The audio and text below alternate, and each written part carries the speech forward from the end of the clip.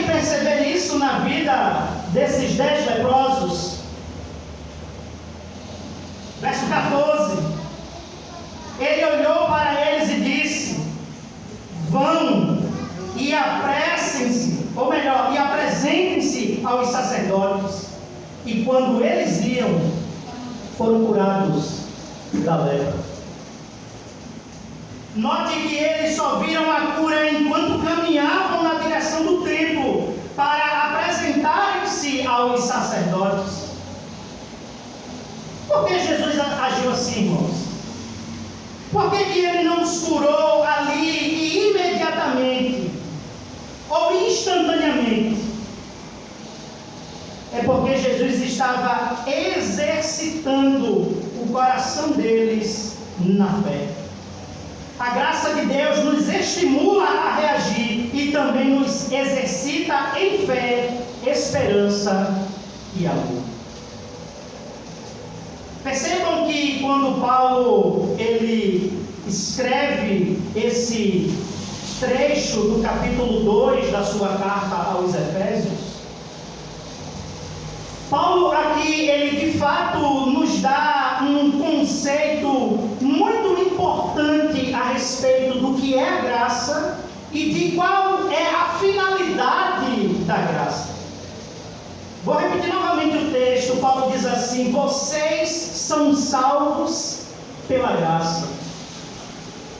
Em outras palavras, contrariando o que boa parte do senso comum entende, ninguém é salvo pela fé, meus amados irmãos e irmãs.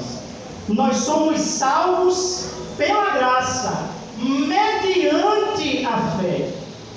Ou seja, nós somos salvos por esse favor imerecido de Deus, mediante a fé. A fé é o meio instrumental de experimentarmos essa graça de Deus que se revelou em Cristo Jesus, trazendo salvação para aqueles a quem o Pai elegeu antes da fundação do mundo. Então é este favor imerecido de Deus, é esta graça de Deus, repito, personificada em Cristo, a graça revelada na pessoa de Cristo é que nos salva, mediante a fé. Aí ele diz: isso não vem de vocês, é uma dádiva de Deus, não é uma recompensa pela prática de boas obras, para que ninguém venha a se orgulhar. Percebam, os leprosos, eles não tinham nada a oferecer a Jesus. Os leprosos não tinham condição sequer de produzir alguma boa obra para que pudessem ser alcançados por essa graça. É por isso, meus amados irmãos, que todos nós devemos aprender o valor da graça.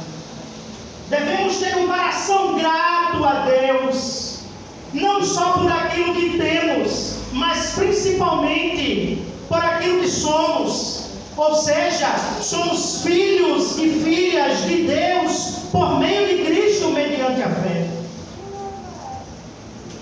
Você até pode ter riquezas, fama, mas se você não tiver essa graça de Deus, você não tem nada. Por outro lado, como falei à guisa de introdução, você pode até não ter nada nessa vida, mas se você tiver essa graça, você tem tudo, porque você é filho e filha de Deus.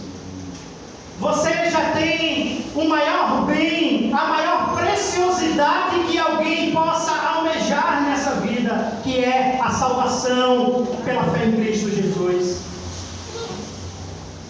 A maior dádiva, a maior bênção que esses homens receberam, ou pelo menos um deles, não foi a cura da lepra, não foi a purificação do corpo, mas foi a purificação da alma, foi a cura da alma, foi a salvação em Cristo Jesus. A lei dizia que quando um leproso fosse curado, tal deveria ir e se apresentar ao sacerdote para o sacrifício de ação de graças. O problema, porém, é que esses leprosos ainda não estavam curados quando Jesus os enviou ao sacerdote. Você percebeu este pequeno detalhe no texto? Volte sua atenção para o texto, verso 14. Ele olhou, ou seja, Jesus, olhou para eles e disse: vão e apresentem-se aos sacerdotes. E enquanto eles iam, foram curados da lepra. Foi necessário fé para que esses homens agissem em obediência. Foi só no caminho, exercitando o coração com fé na palavra de Jesus, que eles viram a cura acontecer. Salvação e cura para a alma são resultados da fé, que nos leva a agir segundo as promessas de Deus explícitas no Evangelho da Graça. Gálatas capítulo 1, versículos de 1 a 5. A fé que recebemos de Deus, meus amados irmãos e irmãs, nos leva a agir e nos faz exercitar o coração. Veja o que Paulo diz quando ele escreveu a sua carta aos Filipenses, no capítulo 2, versos de 12 a 13. Vocês sempre seguiam minhas instruções. Agora que estou longe, é ainda mais importante que o façam. Trabalhem com afinco a sua salvação. Em outras traduções diz: desenvolvam a vossa salvação.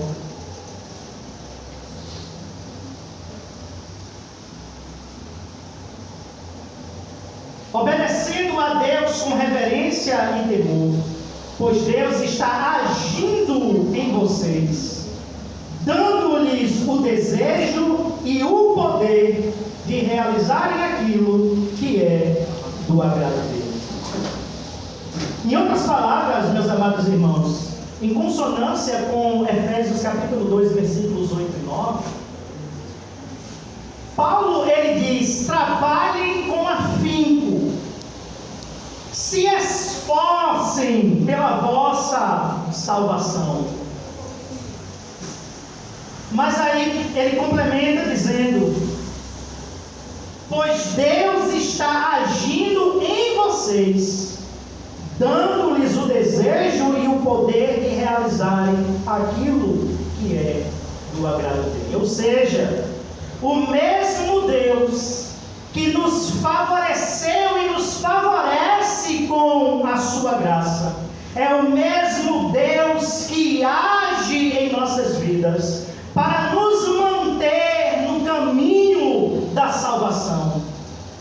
Em outras palavras, santificação, meus amados irmãos, é uma obra da vontade, é uma obra da volição. Deus, ele de fato gera em nossos corações o desejo por meio do seu Espírito, mas agora que nós temos um novo coração, agora que nós podemos reagir de forma positiva a essa graça de Deus, nós devemos trabalhar com afinco pela nossa salvação. E tudo isso é possível por meio da graça. Paulo diz em Gálatas 3:5: volto a perguntar, acaso aquele que lhes deu o Espírito e realizou milagres entre vocês, agiu assim porque vocês obedeceram à lei ou porque creram na mensagem que ouviram? Em outras palavras, aqueles leprosos do texto, eles foram curados porque eles se esforçaram por obedecer a Deus ou porque eles creram em Jesus Cristo.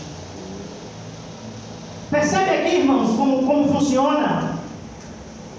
A obediência, a bem da verdade, ela já é um fruto, ela já é uma consequência lógica da fé, porque antes, sem a graça, mediante a fé, ninguém tem condições de obedecer a Deus. É por isso que essa graça manifestada em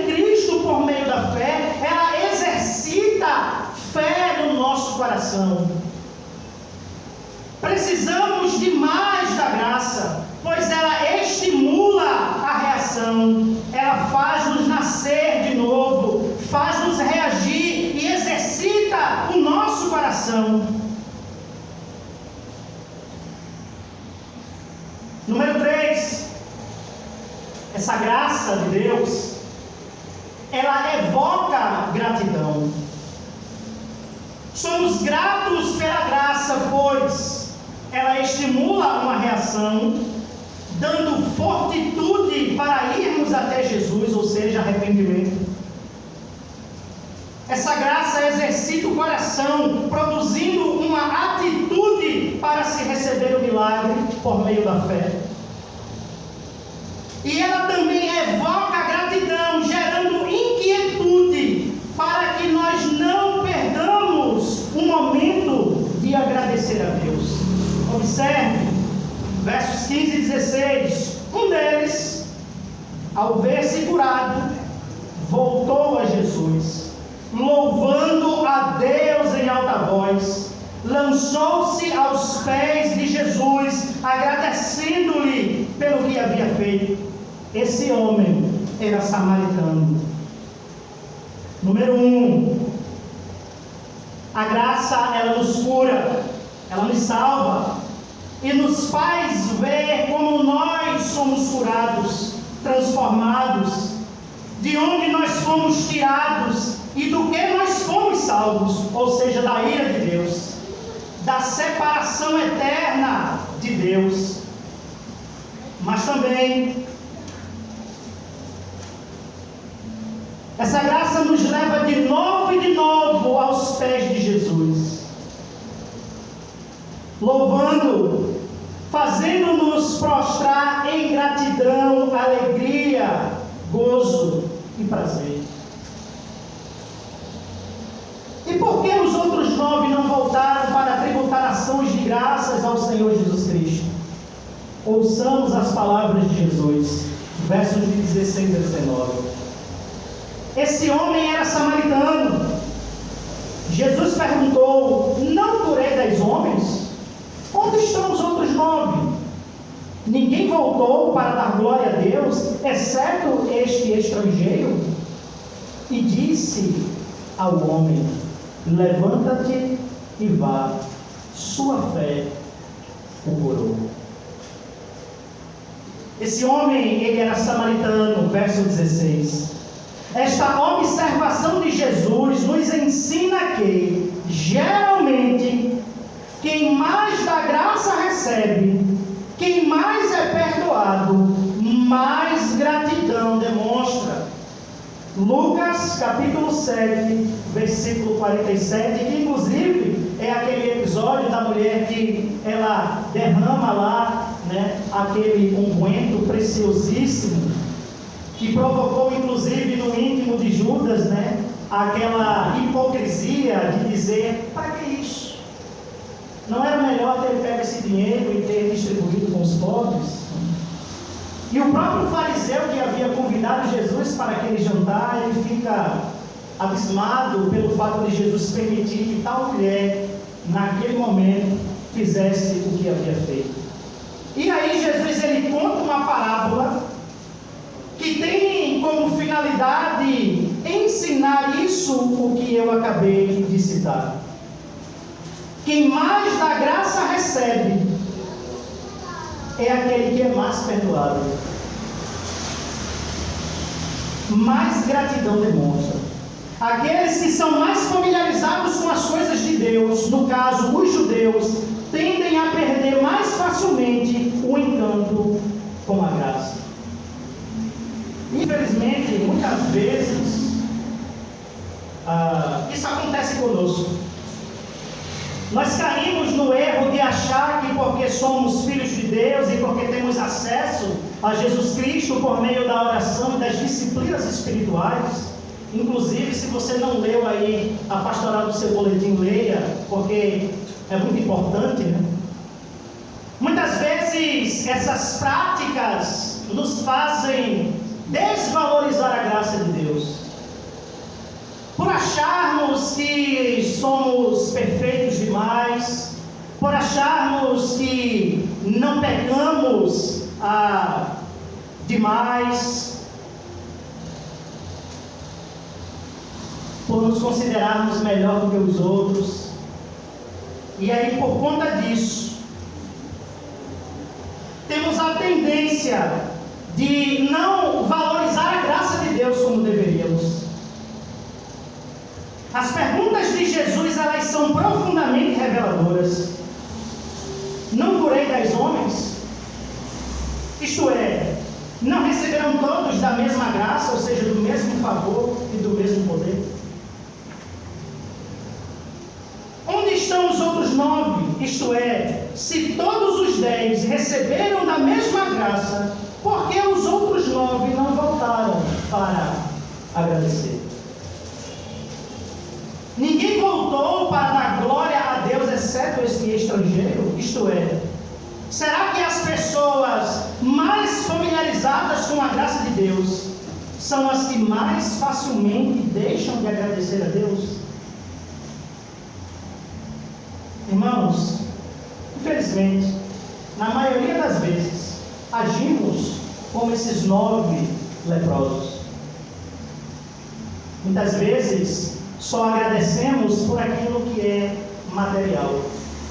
Muitas vezes, só agradecemos pelo alimento de cada dia, pelo trabalho, pela família que o Senhor nos deu, por aquilo que é palpável, pelo dinheiro que temos, pelo trabalho que temos. Mas nos esquecemos de agradecer a Deus pela maior de todas as dádivas, que é a salvação das nossas almas. Muitas vezes vivemos como se não precisássemos batalhar pela nossa salvação, como Paulo assim falou aos Filipenses. Muitas vezes vivemos uma vida relaxada e relapsa porque aplicamos de forma errada determinadas doutrinas. Achamos que porque já estamos salvos em Cristo, e por acreditarmos que a salvação não se perde, de fato ela não se perde, muitas vezes vivemos de forma relaxada e relapsa, nos esquecendo inclusive de agradecer a Deus por essa tão grande salvação. Há uma advertência muito séria aqui nessas palavras de Jesus. Jamais permita que a familiaridade com a graça de Deus deixe de comovê-lo, a ponto de você não mais conseguir render ações de graças ao Deus de toda graça. Outra coisa, os 9 leprosos curados que não retornaram, não reconheceram a preciosidade dessa graça. Eles queriam apenas saúde, ou seja, eles queriam apenas a cura para o corpo, a purificação do corpo, mas não a purificação da alma. Eles queriam apenas ter saúde, poder voltar a conviver com seus familiares, ter bem-estar. Foram curados, mas não foram salvos. Infelizmente, meus irmãos, é assim que muitas pessoas no meio cristão vivem. Se aproxima de Deus não com a preocupação da sua própria alma, não por reconhecer que a sua alma está doente e portanto necessita da verdadeira cura. Muitos se aproximam de Deus, vêm à igreja, porque estão mais preocupados com aquilo que é de ordem material e portanto passageira. Pois trabalho, meus amados irmãos, é algo que pode ser tirado. Dinheiro pode ser perdido. Saúde é algo que muitas vezes é instável. Já a salvação da nossa alma, pela graça mediante a fé, é um bem, se é que eu posso usar essa expressão com relação à salvação, dura para sempre.